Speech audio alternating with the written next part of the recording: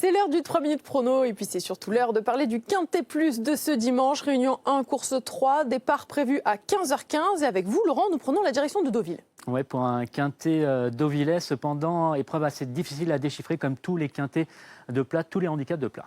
Et oui, c'est un handicap. Justement, parlons peut-être un petit peu des conditions, un petit peu plus en détail. À référence 15,5, des 4 ans et plus, 1600 mètres à parcourir, un quintet d'un bon niveau quand même, parce qu'on a quand même des chevaux qui ont montré de la qualité dans cette catégorie. Il est très difficile parce que la plupart d'entre eux ont déjà fait leur preuve à ce niveau de compétition. Un petit mot sur le parcours peut-être. Nous l'avons dit, nous serons sur la distance de 1600 mètres sur la piste en gazon. Voilà, donc toutes les tactiques sont applicables. On peut aller devant, on peut attendre. Ça dépend un petit peu du rythme de la course. Et un petit truc, il vaut mieux dans la ligne opposée être caché du vent, donc à l'intérieur du peloton. C'est bien noté. Une importance avec les numéros de stal? Ça dépend du rythme de la course. Eh bien justement, on va en parler un petit peu plus en détail en découvrant ensemble la liste des partants. Ils sont 16, vous nous l'avez dit.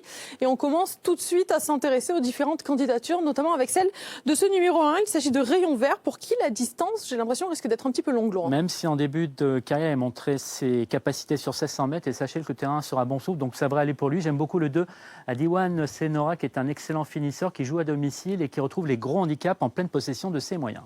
Teston a également gagné son Quintet Plus sur ce même tracé. Et sachez qu'il a 2 courses de rentrée cette année, de la fraîcheur. Il peut, pourquoi pas, ouvrir son palmarès cette année en portant ce quintet.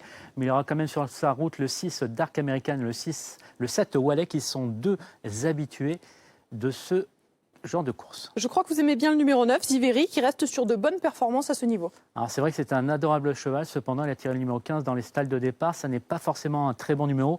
Vu sa tactique de course, on a racheté French Pegasus, que j'aime bien, qui est mon outsider préféré dans cette partie de tableau. Le 14 Gloria vient de manifester un net regain de forme. Le 15 n'aura peut-être pas son terrain de prédilection et le 16 Sandissime est une possibilité. Voilà pour les petits poids de cette épreuve. Qu'est-ce qu'on joue? Alors j'imagine qu'on joue un Quintet Plus, mais comment on le joue? Qu'est-ce qu'on met dedans, Laurent? On fait un champ réduit avec 4 bases. Donc Quintet Plus, champ réduit, on le fera en flexi 50%, ça coûtera 2 fois moins cher. Avec les bases que sont le 2 Diwan Senora, je lui associe son compagnon d'entraînement, le numéro 10 French Pegasus. Ensuite un X pour la 3e place. En 4e position, j'aime beaucoup le 5 Teston et malgré sa situation peu enviable dans les stalles de départ, je place en 5e position le numéro 9 Ziveri. Alors des concurrents que je vais associer à 6 associés, 4 bases et 6 associés.